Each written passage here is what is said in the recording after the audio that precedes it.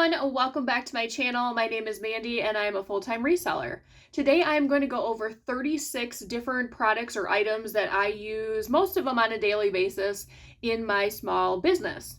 These items are going to be anywhere from cleaning supplies to storage to, shipping supplies to miscellaneous. I will also have Amazon links to every single item that I am showing you today in the description below. Some of these items you can purchase at a normal store, but some of them I haven't been able to find except for on Amazon. I thought this would be the perfect time for the Amazon links because Amazon Prime Day will be, depending on when you see this video, it is on the 16th and 17th of July. End of the video, I will just give a couple tips that I have to save some money on supplies or things that you're using in your small business. So getting started, I am going to start off with cleaning supplies. First up is Dawn dish soap. I'm sure we all know what this is. I use this for getting out stains in clothing, definitely grease stains. It really helps. I like to put a little bit on the stain, let it soak, and then I also will spray a little bit of peroxide on there and kind of just rub it in and then let it sit and then throw it in the wash. It normally always gets stains out. Obviously, some stains are not going to be able to get out, but that is my #1 cleaner for treating stains. Next up is Tough Stuff. This I use on a couple different things. I've used it on like canvas material items, inside of purses, as long as it's not a delicate material. You spray it, it's a foam. You kind of let it sit a little bit. You can also use a scrub brush or something to get tougher stains. I also put this on the bottom of shoes, let it sit, scrub it, and then normally, if you kind of have caked on stuff, it comes right off. For leather conditioner, this Doc Martens Wonder Balm is my favorite. There are many different types out there. This is just the one that I prefer. The little container lasts me for a long time, depending on how much leather you are selling. But it's definitely great. You rub it on, you let it sit for a while. It is amazing what can happen if you have like a pair of Doc Martens or leather boots or a leather bag that you can just tell the leather's pretty dry. And you rub this on, let it sit, and it's amazing how much different that it will look. For cleaning leather, I do like to use the brand Kiwi Saddle Soap. This is just a, cleaner that is meant for leather. You don't want to put just anything on leather because you can damage it, make it discolored, strip out any oils that are in it. So you want to make sure that you are using a leather cleaner when you are cleaning leather. This is great for handbags or shoes. Cleaning spin brush has been a lifesaver. Before I used to just kind of use, like any smaller brushes and really just go to town on the bottom of shoes or more durable handbags on the inside. Now this, I just charge it and it does the majority of the work for me because it's spinning. So then I will use it for the bottom of shoes, which is great. And it cuts the cleaning time in half. The suede cleaning kit is also a lifesaver, especially if you get a lot of shoes that are suede. It's very hard to clean suede. You can't just use, water and soap. The best is to use the brush first to see how much just dirt you can get off that way. I also like to use like a roll brush, like a lint rolling brush that can get off a lot of dirt. And then with this kit, it also does have a cleaning solution that you can use if there are some harder stains. Shoe goo is what I use for any type of peeling on a shoe. I normally don't pick, stuff up that needs that much attention, but sometimes in thread up boxes you'll get something, or just for personal use if you have a pair of tennis shoes and that one little part on the tip is just kind of flipping up a little bit. Like a little goes a long way with this, but this definitely I have found holds the best out of any other shoe glue that I have used. And then this one isn't quite a cleaning one, but I thought I would throw it in here. This little sewing kit is amazing. It has pretty much everything you need, even for personal use, to sew on buttons, maybe repair small holes. It has a whole bunch of different colored thread for you. It's all in this compact case. It has a scissors, different needles. Definitely worth the money on this one. Now going to items that I use while I'm listing. The first one is this 18-inch ring light. I've had a couple of these, not that they aren't good, but I just have dropped them quite a few times. I do use an extension cord, so there's cords laying on the ground, and a couple times I've caught it and it's fallen, and that's my own fault, so I've had to repurchase them. But this one that I have linked here is great. The brightness is good. You can change colors. You can change if you want it dimmer or brighter. They do make larger ones, I believe 24 inches. I've never gotten that big, so I can't really compare it to that. But the 18-inch has been, fine for what I need it for. Next up are these table lights. I did used to have a designated area where I used to take pictures of my shoes or hard goods or anything that is just laying or sitting down. I have since got rid of that area. It used to be right here behind me. I needed more storage, but these lights did work well for that. Now I just use a little table and flip it up when I need it and put it away, and I'm just using my 18-inch ring light that I use for the clothing. But these two definitely worked. You put them at two sides, so it kind of is going into the item, so you have less shadows. Next up is a yardstick. When I do my photos, I take the measurements in them, and while I'm taking the photos, the item is hanging on a hanger. So I need something that, like a tape measure isn't going to work unless you'd clip it every time, and I tried that, but it was too time consuming. So I just hold up a yardstick so they can see where I am measuring. I am going to put in a link for clothing tape measures as well. These work well if you are, writing the measurements in your listing or taking a picture of what you measured.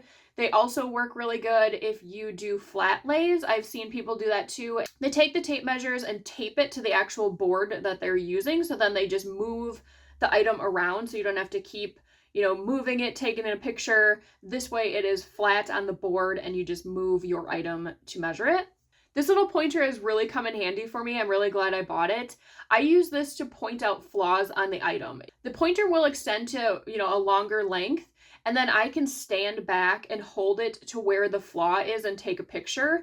And then also I'll take a picture of it up close, but that gives the buyer an idea of where the flaw is. Sometimes, I was taking a picture of it and then someone will say, where is it on the item? And then I'd have to think about it and, potentially have to take the item back out to look. This way it gives them an idea. Is it on the front? Is it on the back? Is it on, more of a area that will maybe be hidden a little bit? This also helps if you have tags that are kind of flipped up or they're curled. I always am self-conscious if I don't have my nails done to, put my finger out and hold it down. So this just gets rid of all of that. Next up is this little apron bag. This has also saved me some time. Before, I would put my phone down and then, grab something, and then I'm looking, where did I put my phone? Or if I need my little pointer, I put that in my bag so it's easily grabbable. I also put a little scissors in there. So if there's loose thread, I just grab the scissors, cut it, so I don't have to be like, okay, I see the loose thread. Now I need to walk over to my desk, get the scissors. Now I have to remember where was the thread. So it's definitely beneficial. If you do write down things, you can keep a little pen in there so everything is on you as opposed to setting it down and then moving to a different area. Next up is my mannequin. I did have a full mannequin at one point. I just really didn't end up using it as much as I thought I was going to. So I got rid of that and now I just have like a half one. This one, I don't use mannequins for everything. I just don't. Some things you just need to, like maybe vintage dresses or something that's a little bit longer where you need to show how it's going to look on a body, then I will. This one has worked for what I need it to. Since it isn't a full mannequin, it's only like the half of it, I will use just a little clip in the back so that it is, fitted to the mannequin so it's not just like falling off of it. That's the only downfall with that. Next up is a mannequin head. I do sell a lot of hats. You could just put the hat on a table and take a picture of it. I personally like to see how it fits on a head. So I do use that, or if you're someone that sells sunglasses, that's another one. It's nice to be able to see what it looks like on an actual face. And then the last two are rolling racks. The first one are heavy duty ones. I use these mainly for when I have rummage sales. These are going to be better when it's windy, when people are, multiple people are looking through things. If you have heavier items, the stuff you get at Walmart, that might work for just holding your clothes for listing or something along those lines. But if you do have, somewhere where you are selling items to the public, you want to make sure you have something that's sturdy because you don't want those things falling over on people and it's just a whole mess. So these ones I do recommend for that. They do have wheels. You can move them and you can also lock them, the wheels. For a lighter weight one, I've also used this for the rummage sale. I put lighter things on here and I don't, pack that one super full. It also can work for holding my items before I'm ready to list them. Next up is my shipping supplies. For my label printer, I use a Mingby, I think it's called. I will say that the price has gone up since I bought it this, like, I don't even know, 3 years maybe I've had it. Our Rollo printers and Zebras, I'm not sure what the prices are on those. I haven't really been looking. I'm not looking for a new printer at the moment. This one has worked for what I need it for. Only thing with the current one I have, they might have newer ones that are wireless. This one does need to be corded to your computer. I will also put in the labels that I use for this. The last time that I looked, they actually have colored labels. I think it was pink and blue and maybe a different one. I thought about getting that maybe, you know, just to kind of zhuzh up my packages, but they still have white ones too. There are a million different thank you stickers I have used in the past. I've gotten them from all over the place. I am just going to link one of them that I have bought. These ones are a little bit bigger. A lot of times you need to make sure that you are looking at the size. I have got ones that are like so tiny that they're hardly even, you know, worth using, but these are the ones that I have used a couple times. This is the scale that I currently use. If I were to buy another one, I would get the one where the display is on its like own little piece and it's hooked up to the scale. Just because if you have bigger boxes, then you are trying to like look underneath to see what the weight is, where if it's just on its own piece, it's, you know, easy to see because the box is not covering it up. This one has worked for me for the last, I think, 4 years. I haven't had any issues. I do put my items in clear bags, Ziploc bags, and then smaller items, I will go to Walmart and get the bread bags. Those have gone up a little bit in price, but you really can't beat it. It's 100 bags. They don't zip, so those I will use the thank you stickers to close, but they used to be like $1.94, I think at one point. I think they're up to like $3 now. The zip bags, I do use 9x12s. Those fit t-shirts, some smaller jeans, jean shorts, you know, just your average items. And then the 13x15s, I use those for most jeans, sweaters, bigger dresses, those type of items. For craft paper, I do use that when I send out my shoes. I will wrap each individual shoe and then put them in the box or the poly mailer depending on what the item is. This is smaller rolls. I prefer this to the really big ones. I don't have much like space right now in this room to have the really big rolls. So this is the smaller ones if you are looking for that. And then for the poly mailers, I do use 3 different sizes that I get from Amazon.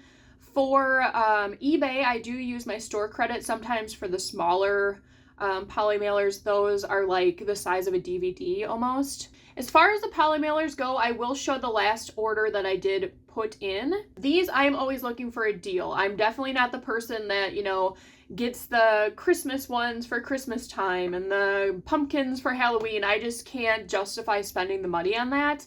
I will get colored ones as long as they are, you know, cost efficient. I think right now white is obviously going to be your cheapest bet. Not always. Sometimes you can find a good deal on the printed ones or colored ones. You get the sizes 14.5 by 19. Those are like my medium size bags, but they are still fairly large. Those will fit, you know, if I need to put a box in a poly mailer, or some pairs of jeans will fit in there. The biggest one I have is 19 by 24. Those will fit bigger jackets, bigger boxes if I need them to go into a poly mailer. Those I don't use very often, but I do like to have that as an option just in case I would need it. And then the ones I use most of the time are 10 by 13, these black ones I've been getting recently. They're really durable. I really like the cost of them. I haven't had any issues of them ripping open or anything like that, so I'm definitely happy with those. And now onto the miscellaneous. So this IKEA bag is definitely my favorite one by far. I use this one for Plato's Closet. It's not the typical IKEA bag where it's almost like a boat shape, if you know what I mean. This one has a flat bottom. So when I do my bag for Plato's, I do 4 different compartments in that bag of stacks of things. I've had these bags for quite a few years. There's like zero wear to them. I use them all the time. Straps are still good. This is the magnet I bought. If you ever buy liquidation, sometimes you are going to get items that still have security tags on them. I will say this magnet is for if you bought the item, don't go bringing it to a store or anything like that. That is illegal. Some are harder to get off than others depending on what the security tag is. I do have a video. If you look at some of my Quick Lots unboxings, I actually show you how to use the magnet to get the pins out. But this is definitely a lifesaver if you are someone that buys liquidation. Next is a phone tripod. I do have a Galaxy phone. This fits in there. This works for if I am, filming around my house or just need something to put my phone in and have some sort of like holder for me to be a little bit more stable. This works easy. There's a million different kinds out there. This is just the one that I picked up. I do use a GoPro Hero 9.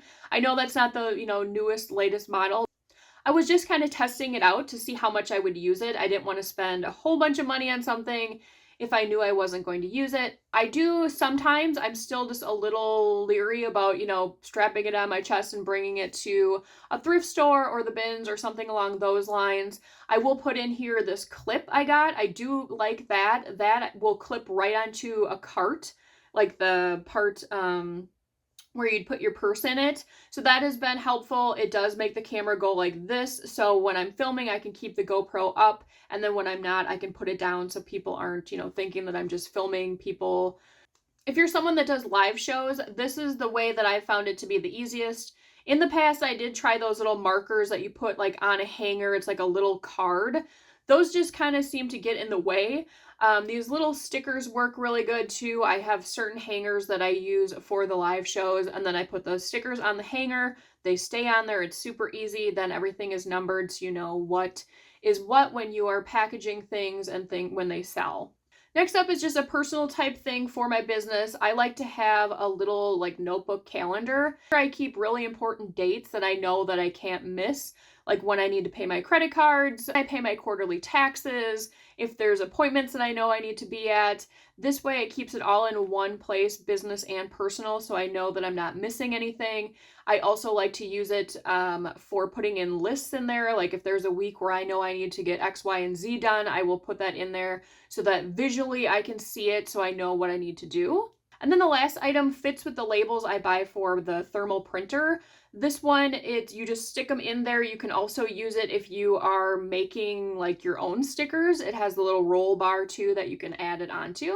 So I did pick things that I use almost on a daily basis. There could be some other items that I'm just not thinking about. If you have any questions on stuff that I do use, please put them in the comments below and I will let you know what items I'm using for those certain tasks. So a couple tips to save some money if you are someone that is a reseller or you have a small business, especially if you buy items from Amazon. I like to keep them in my cart and then I will wait for them to go on sale. There's so much fluctuation on pricing on Amazon. One day something can be $20 and then 2 days later it'll be half off.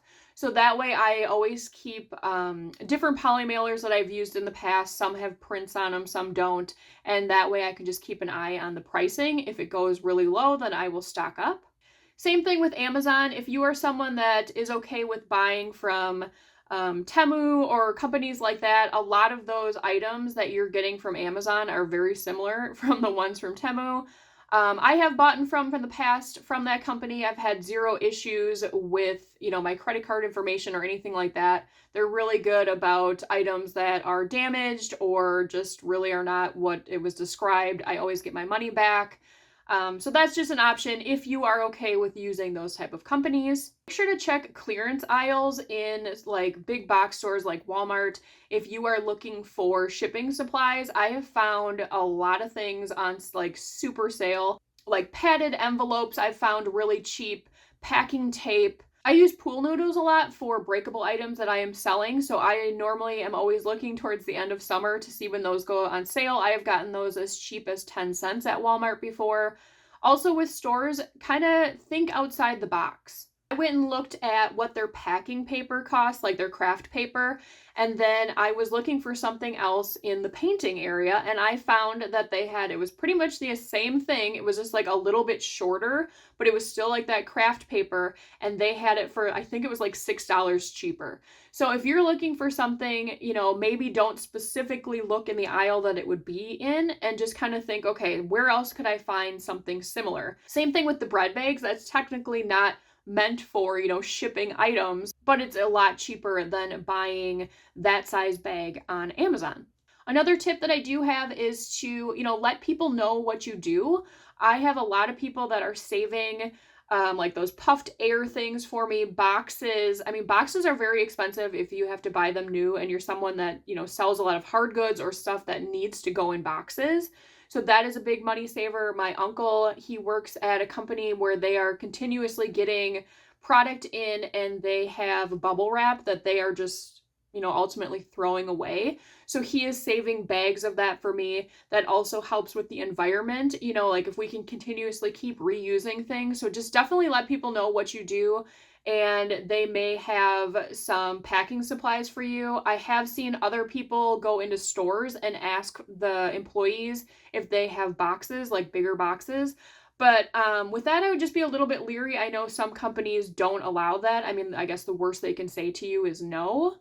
And then my last tip, if you are someone that is comfortable using credit cards, I do have my own credit card for my business, and I will charge everything to it. I don't let the amount accrue. I do pay it off every Monday, just the full amount. That is just a habit I've gotten into to make sure that there isn't a time where I forget or something and miss a payment and then I have interest or anything like that. So I do pay every Monday morning. This credit card also has points that accumulate so that I can use it for cash back. I think there's like travel miles you can get with it too, but I use it for the gift cards. For the gift cards, you could do, whatever you want with that. Obviously, it's going to be like Amazon, Walmart. It has a whole bunch of different options for the card that I have.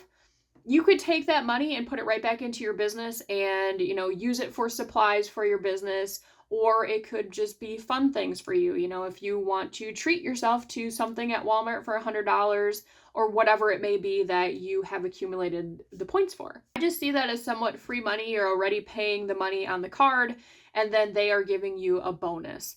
But I will say again, just make sure that if you are using credit cards that you are being responsible and paying them off. You don't want to have a bunch of credit card debt, just to get those points. And my last tip, there is always people on Facebook Marketplace that I'm seeing in my town where after they moved, they're like, hey, free shipping supply or free moving supplies for anyone that wants it. And they normally are the really nice like Home Depot boxes. A lot of times people, are only using those boxes for a couple days to put their stuff in and then move it. So they're pretty much like new. Same thing with the bubble wrap that they're using. So just definitely keep your eye out for stuff that's free that will definitely help you in the long run when it comes to your profit margins. So if there's any other tips or tricks that I maybe missed or I would love to hear them. I think it's a great thing to share this information with other people, especially newer resellers, so that they aren't, spending a bunch of money on boxes or things that maybe aren't necessary because you can get them for free. So definitely let me know in the comments below if there's any other tips that you know or tricks that you know. And as always, if you enjoyed today's video, please make sure to give it a like. It really helps out the channel and I really appreciate it. I will see you guys on the next one. Bye!